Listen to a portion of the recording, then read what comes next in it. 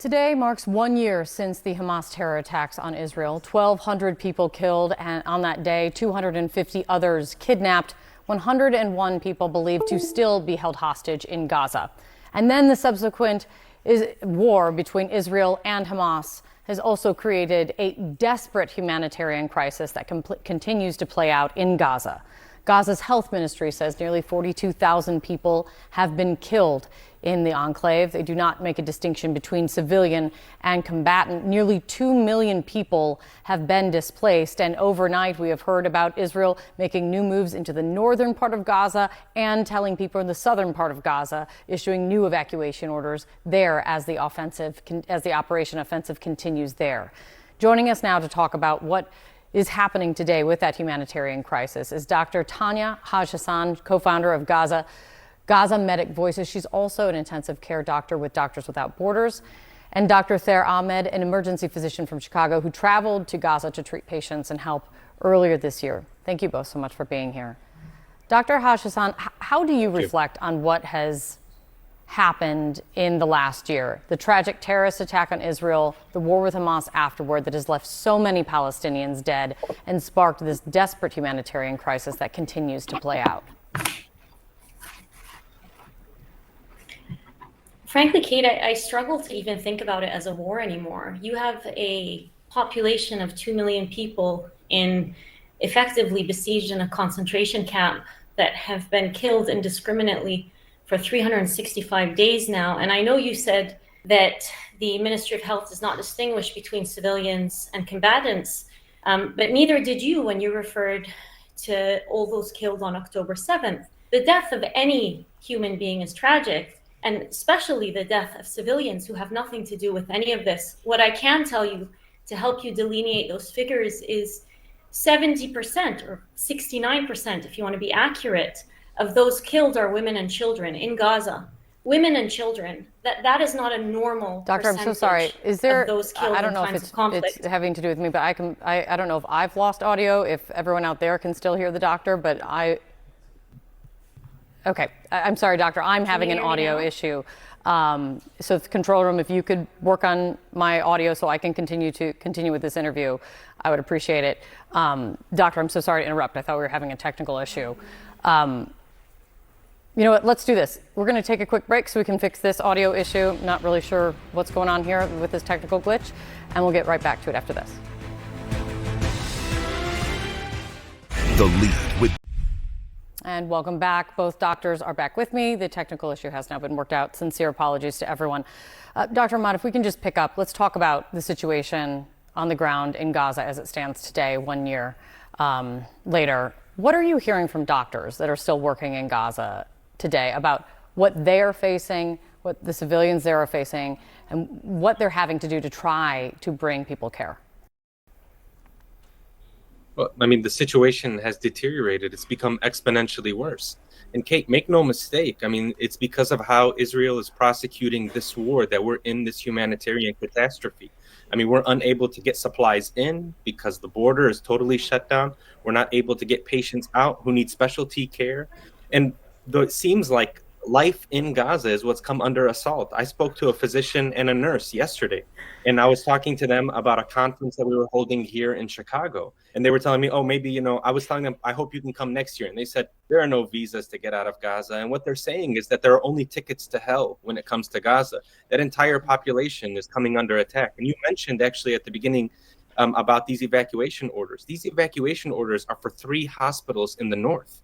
Kamal Adwan Hospital, Indonesian Hospital, and Al Auda Hospital. Why are hospitals still coming under evacuation orders? Why are we still hearing about hospitals coming under attack and healthcare workers being killed? I want to just mention Dr. Khalid Assur, a colleague of mine who I worked with at Nasser Hospital, brilliant young surgeon.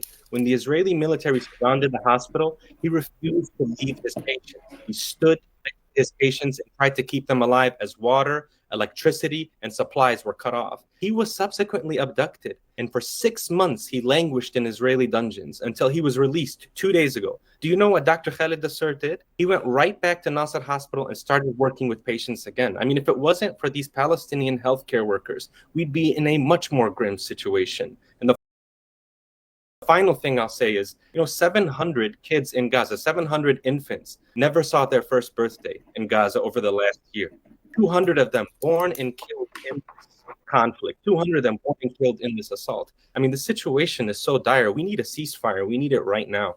And Dr. Haj-Hassan, speaking of the evacuation orders in the north and now in the south that we've seen today, one resident of northern Gaza who was just this weekend had to flee once again told the Associated Press this, and I think it was jarring, telling, and striking, said this: since October 7 to the present day, this is the 12th time that I and my children, 8 individuals, have been homeless and thrown into the streets and do not know where to go.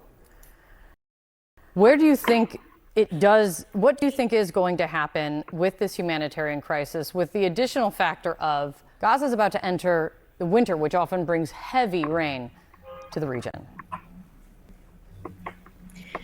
Kate, in all honesty, a humanitarian crisis is what you deal with when you have a hurricane, what you deal with when you have an earthquake. You have an insult and a humanitarian response. This is my career. This is what I do for a living. Every single person who does this for a living will tell you the same thing. This is different. This is not a humanitarian crisis. Kate, and I'm going to say it very clearly for your viewers to hear, this is genocide. When 70% of the population that are killed are women and children, when the population is starved of food, of water, of medicine, when you have attacks, repeated attacks on all the hospitals, the clinics, the aid distribution sites, the humanitarian aid agencies that try to help.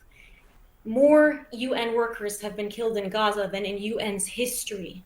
When you have over 900 families that have been exterminated, that have been taken off of the civil registry, killed, when you have over 17,000 children that have lost one or both parents, when you have bakeries, aid distribution sites, churches, mosques, schools, and in the last 3 days, in the last 24 hours, in fact, a hospital today that was bombed, as you just reported, the hospital where I personally was working, and I can tell you, they are working every second of every day to try and sustain life when Israel's strategy and evidence on the ground suggests that they're doing the exact opposite.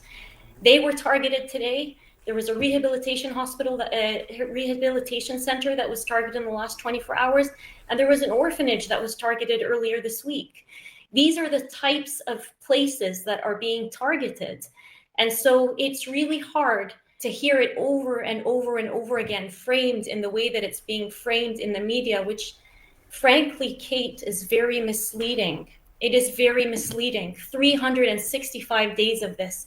Death tolls that are so far outdated. We have no idea how many people are killed, but I am genuinely afraid about what we're going to find out when the dust settles. History books will be written on this. And countries will have to reckon, media agencies will have to reckon with their major role in the genocide of an entire population and in the destruction of humanitarian law and rule of order. A desperate situation, getting only more desperate. Doctors, thank you for your time. John. Obviously, it is a day to remember all those affected on October 7th. We do appreciate you all joining us. This has been CNN News Central. I'm John Berman with Kate Baldwin. Sarah's been out today. CNN Newsroom is up next.